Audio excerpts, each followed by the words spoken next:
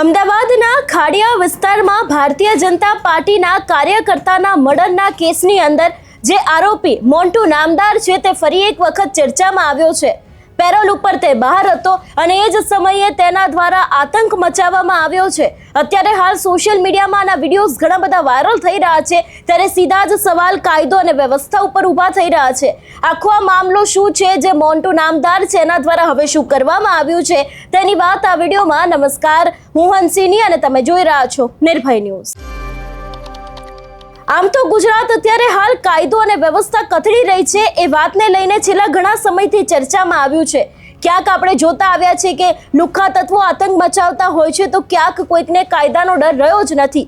ત્યારે વાત કરવામાં આવે આ સમગ્ર કેસને લઈને અમદાવાદના ખાડિયા વિસ્તારમાં વર્ષ 2022ના ચકચારી ભાજપ કાર્યકર્તા મર્ડર કેસમાં આજીવન કેદની સજા ભોગવી રહેલા કુખ્યાત આરોપી મોન્ટુ નામદારે પેરોલ પર બહાર આવતાની સાથે જ આતંક મચાવ્યો છે।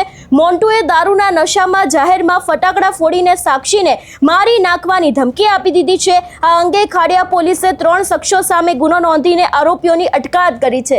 સૌથી પહેલો સવાલ અહીંયા એ જ ઊભો થાય છે કે આ ગુજરાત એ ગાંધીનું ગુજરાત છે, અહીંયા દારૂ મળતો નથી, તો પછી આ જે કુખ્યાત છે મોન્ટુ નામદાર એની પાસેથી દારૂ આવ્યો ક્યાંથી? ચલો, દારૂ પણ આવી ગયો, એ બાદ તેના દ્વારા જે રીતે આતંક મચાવવામાં આવ્યો છે, તો ક્યાં આપણી પોલીસ છે અને શું ખરેખર અમદાવાદ પોલીસ ઊંઘમાં છે કે કેમ, એ પણ એક સૌથી મોટો સવાલ અહીંયા ઊભો થઈ રહ્યો છે।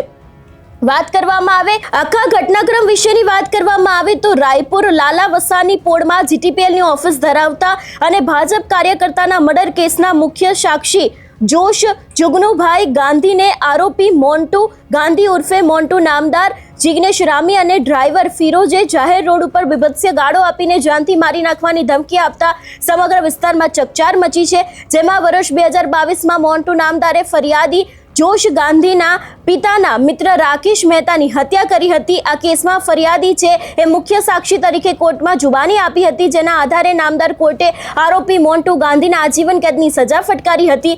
હાલમાં આરોપી જેલમાંથી પેરોલ પર બહાર આવ્યો છે। મંગળવારે સાંજે મોન્ટુ નામદારે તેના સાથીદારો સાથે ફોર્ચ્યુનર ગાડીમાં ફટાકડા ફોડતો સાક્ષીની ઓફિસની સામે આવી પહોંચ્યો હતો અને આરોપીએ જાહેરમાં રોડ ઉપર બૂમાબૂમ પાડીને કહ્યું હતું કે તારી જુબાનીના કારણે જ મને સજા થઈ છે, જેથી હવે હું તને અને તારા આખા પરિવારને જાનથી ખલાસ કરી નાખીશ। આ ઘટનાથી ભયભીત થયેલા જે સાક્ષી છે એને તરત જ 112 પોલીસ કંટ્રોલ રૂમમાં ફોન કરીને પોલીસની ગાડી આવે તે પહેલા જ ત્રણેય શખ્સો સાથે ગાડી લઈને ફરાર થઈ ગયા। આ અંગે ખાડિયાના જે પોલીસ છે એમને લોકોની સામે ફરિયાદ નોંધી છે, જો કે પોલીસે તેને પેરોલ રદ કરવા કાર્યવાહી શરૂ કરી છે। આટલું જ નહીં, આરોપી દારૂ પીધેલો હોવાની શંકાને આધારે પોલીસે તેને મેડિકલ માટે પણ લઈ ગઈ છે।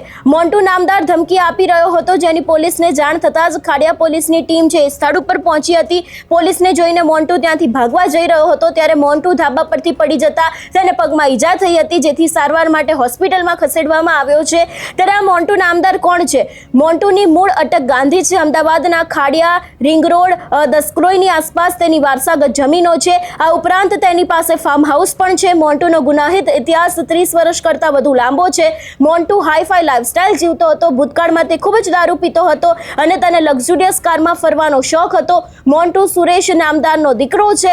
સુરેશ નામદારની ગણતરી પણ અમદાવાદના નામચીન લોકોમાં થતી હતી ને સુરેશના 3 ભાઈઓ હતા, જેમના નામ રાજુ નામદાર, ગિરીશ નામદાર અને મુકેશ નામદાર હતા અને રાજુ નામદારને 2 સંતાનો હતા, જેમાંથી એક દીકરીનું નામ નમ્રતા અને દીકરાનું નામ પવન છે અને મોન્ટુ નામદારને તેના કાકાની દીકરી નમ્રતા સાથે પ્રેમ સંબંધ પણ હતા। તેણે લગ્ન કરી લીધા હતા, પરંતુ પરિવારના ઘણા સભ્યોએ આ પ્રકારના સંબંધનો વિરોધ પણ કર્યો હતો। એટલે જે રીતે અત્યારે હાલ આખો આ મામલો સામે આવ્યો છે કે ભારતીય જનતા પાર્ટીના કાર્યકર્તાના મર્ડર કેસની અંદર જે દોષિતનો પેરોલ પર છૂટી ફરી આતંક જોવા મળ્યો છે। ખાડિયાનો ડોન મોન્ટુ નામદારે દારૂના નશામાં જાહેરમાં ફટાકડા ફોડ્યા અને સાક્ષીને જાનથી મારી નાખવાની ધમકી પણ આપી છે અને અત્યારે હાલ આ જે વિડીયો છે તે સોશિયલ મીડિયામાં ખૂબ જ વાયરલ થઈ રહ્યો છે।